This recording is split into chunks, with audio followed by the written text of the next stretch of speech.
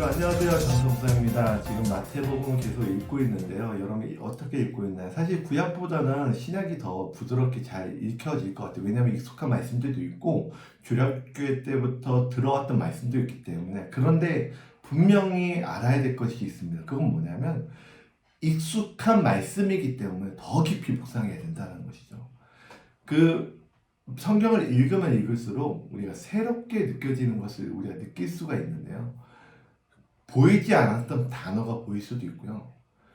보이지 않았던 어떤 문장이 보일 수가 있습니다. 그러니까 말씀을 읽으면서 이 말씀에 대한 저희 교육자들은 그냥 팁을 드리는 것이지 여러분들에게 모든 말씀을 다 해석해 줄 수 있는 부분은 저희도 능력이 정말 없고요.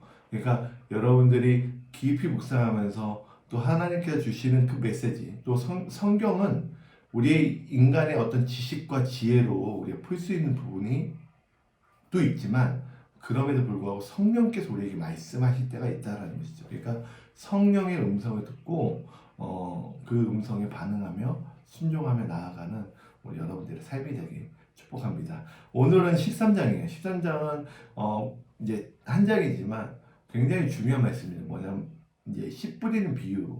굉장히 익숙한 말씀이죠. 이것에 대해서 약간 배경을 이야기하면요. 이 씨 뿌리는 비유에서 보면 이제 농부가 뿌려요. 씨를 뿌립니다. 어떤 씨앗은 길가에, 어떤 씨앗은 또 돌밭에, 가시떨기에, 좋은 땅에. 근데 이해가 안 돼요. 왜 씨를 뿌리는데 가시밭길이 있고 돌밭이 있고 길가에 뿌려질까? 그러니까 이거는 유대의 어떤 농사법을 이해하지 못하면요, 우리가 이해할 수 없습니다. 왜냐하면 저는 농사를 안 해봤어요. 근데 농사를 해보신 분들은 알 거예요. 그 땅을 먼저 갈아엎고 이제 갈아엎고 씨를 뿌립니다. 그러니까 그 뭐 돌도 이제 돌도 뭐 걸러내고 또 가시 뭐 여러 가지 뭐 그 가지 줄기 이런 것도 다 뽑아내고 정말 씨를 뿌릴 만한 땅을 만든 다음에 씨를 뿌리죠. 그러니까 우리나라 농사법은 그럽니다. 근데 유대인의 농사법은 좀 달라요. 씨를 뿌리고 갈아엎습니다.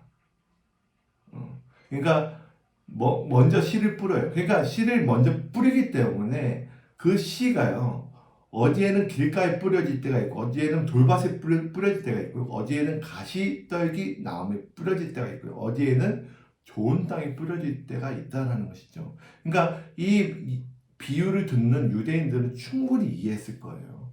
우리는 이해가 안 되죠. 근데 충분히 이해했을 것입니다. 그래서 이 말씀을 비유하면서 말씀하죠. 그럼에도 불구하고 이 말씀의 의미가 무엇인가 라고 했을 때 제자들끼리 있었을 때에 풀어서 설명하죠. 그러니까 예수님의 비유의 특징입니다. 예수님의 비유의 특징은요, 다른 어떤 비유와는 좀 다르죠. 그러니까, 성경에는 비유법이라는 게 있어요. 뭐 어떤 비유, 알레고리적인 어떤 해석을 하는 어떤 예화, 이 성경 안에 있습니다. 근데요, 차이가 있어요. 뭐냐면 예수님의 비유는요, 예수님이 어떤 것을 비유하시고 예화를 이야기하시고 해석을 해요. 근데 그 모든 해석은 다 하나님의 나라의 관점에 있습니다. 근데 사람들은요, 저는 이런 목사님들을 많이 봤어요. 예화를 하는데 예화를 해요. 그 예화에 대한 해석을 해요. 근데 그 예화의 해석을 보면요, 굉장히 욕, 목사님들의 어떤 개인 욕심으로 인한 해석으로 설명할 때가 있습니다. 그러니까 이 원칙은 뭐냐면요, 일단은 본문 안에서 성경을 해석하는 게 원칙이에요. 그것을 더하거나 빼서도 안 됩니다. 우리는 성경 66권이 우리에게 주는 권위가 있어요. 그러니까 이 성경 66권 안에서 우리가 성경을 풀어야지 그 밖에 푸는 것은 이제 물론 그 밖에 푸는 것은 배경이나 이런 것들을 이제 추가해서 봐야지 더 풍성해지는 부분도 있지만 1차적으로는요. 성경 본문 안에서 충분히 풀고 해석해야 된다는 거예요. 그러니까 그것을 넘어가면 안 된다라는 것이죠.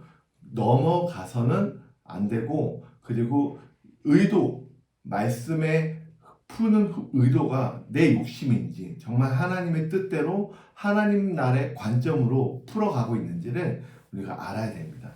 그러니까 씨 뿌리는 비유는요, 하나님 나라의 관점에서 푸는 거예요. 그러니까 이 본문도 여러분들이 읽으면요, 충분히 이해할 수 있는 부분이 있습니다. 왜냐하면 예수님이 정말 잘 해석해 놓기 때문에. 그리고 24절부터 52절까지는요, 천국 비유에 관한 이야기를 하고 계시죠. 그러면서 53장에서 58장까지는 이제 예수님께서 말씀을 선포하는데, 이 고향에 이제 갈릴리 사람들이 배척을 합니다. 무시를 해요.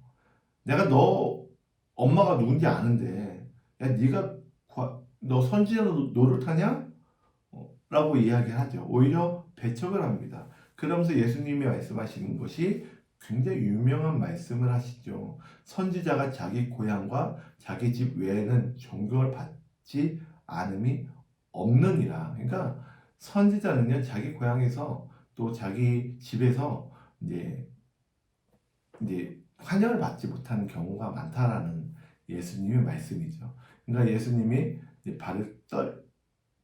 이제 떨구고 바로 이제 다른 지역으로 가시는 상황이 보는데요. 여러분, 씨 뿌리는 비유에 관한 말씀을 깊이 묵상했으면 좋겠습니다. 왜냐하면 이 씨 뿌리는 비유가 우리의 그 말씀 배우는, 말씀을 듣는 마음의 심령과 관련이 있기 때문이죠. 그래서 이 내 마음이 길가에 있는가, 돌밭에 있는가, 가시떨기인가, 그리고 좋은 땅인가.